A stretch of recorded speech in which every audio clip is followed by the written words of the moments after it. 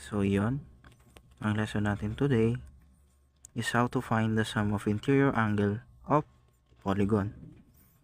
So para sa question number 1, what is the sum of interior angles of a hexagon? So we're given a task kung saan hanapin natin yung interior angle ng hexagon, where nagko-consist siya ng 6 sides. So ang hanapin rin nating angle is 6, which is 1, 2, 3, 4, 5, 6. So hanapin natin yung interior angle ng piatos. Di ba ganyan yung itsura ng piatos?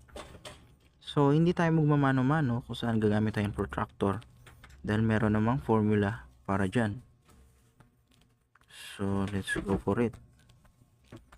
So the formula is S is equals to, open and close parenthesis, n minus 2 multiplied by 180. So i-break down natin kung saan nanggaling yung formula na yan. So S is equals to, open and close parenthesis, n minus 2. Yang itong naka parenthesis, ang tinutukoy niyan is yung para sa number of triangles. Ito namang 180 is yung basic facts na alam natin about sa triangle, where regardless of its type is laging 180 degrees yung interior angle niya. So ito, 'di ba? Yung total angle nito, pag pinag-add mo, sabihin natin ito ay A, B, at C. A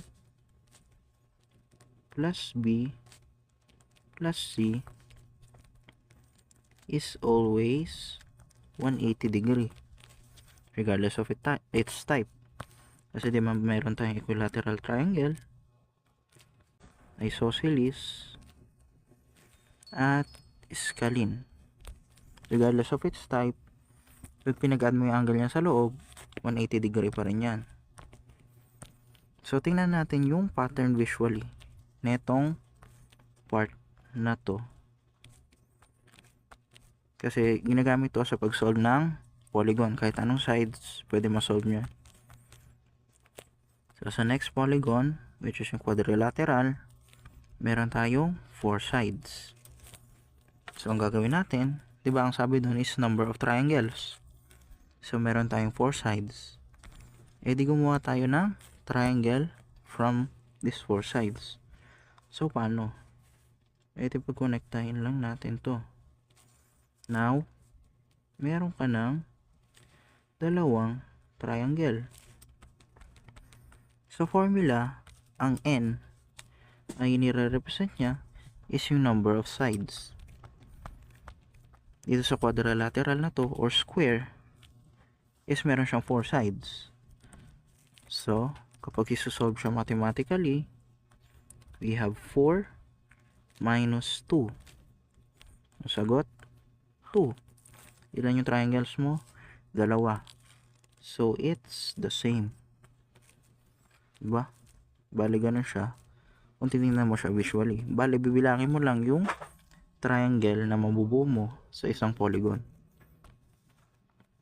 So now pumunta tayo sa next polygon, which is yung pentagon.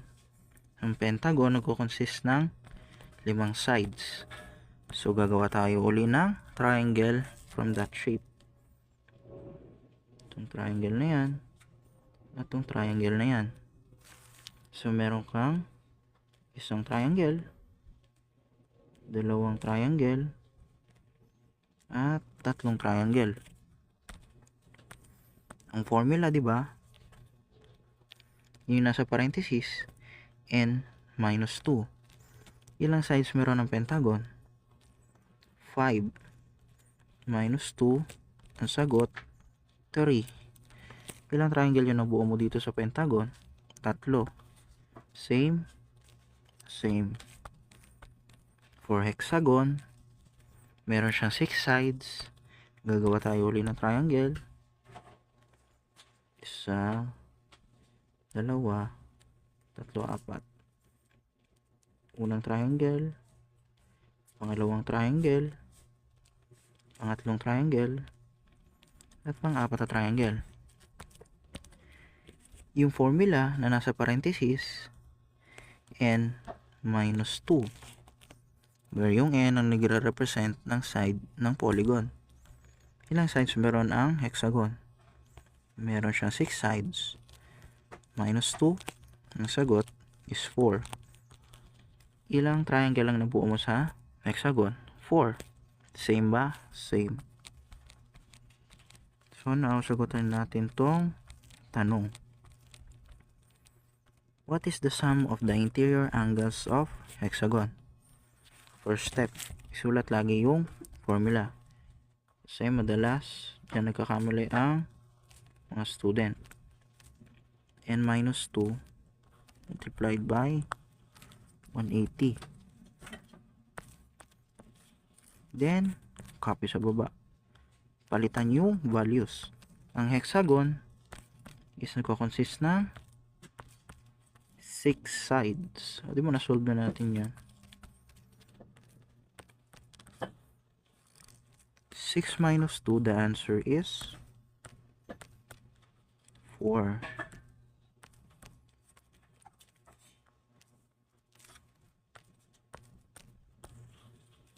Four times 180, anong sagot?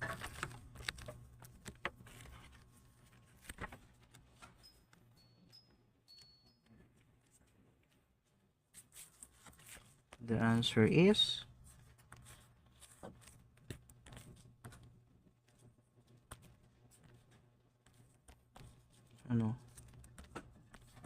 The answer is 720 degrees.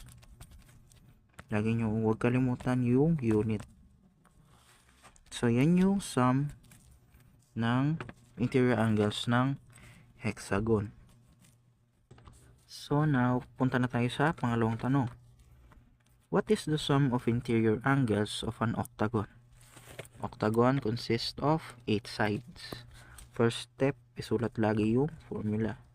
Formula is S is equals to N minus 2 multiplied by 180. Then, substitute na lang.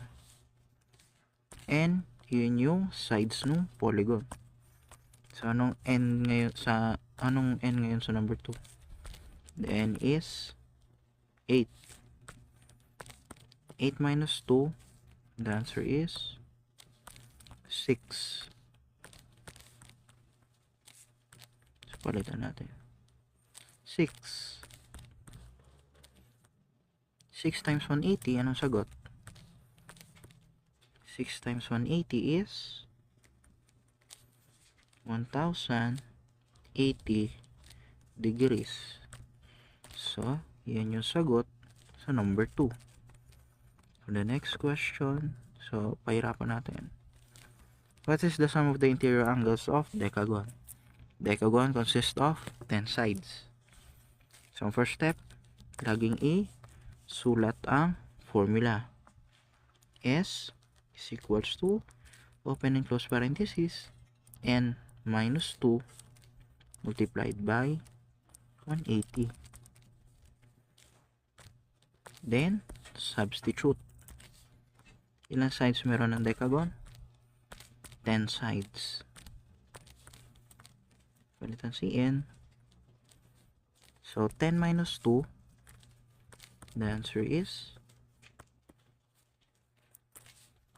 8.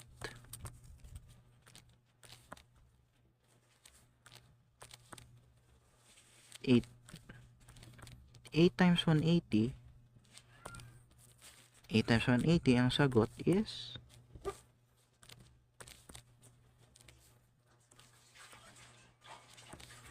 1,440 degrees. That's the answer. So for question number 4, ito na, dadagdagan na natin. What is the sum of interior angles of a 15-sided polygon? So 15 sides na yan . So, first step, laging isulat ang formula. S is equals to N minus 2 multiplied by 180. Yan, nakalagay naman dyan kung ilang sides yung nasa problem, which is 15. Substitute yung N, gawin nating 15. 15 minus 2, the answer is 13. Palitan lang natin.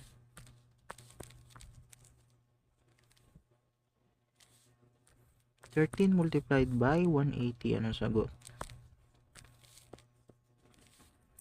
13 multiplied by 180, the answer is 2,340 degrees. So, yan yung sum of interior angles para sa 15-sided polygon. And that's it para sa lesson today.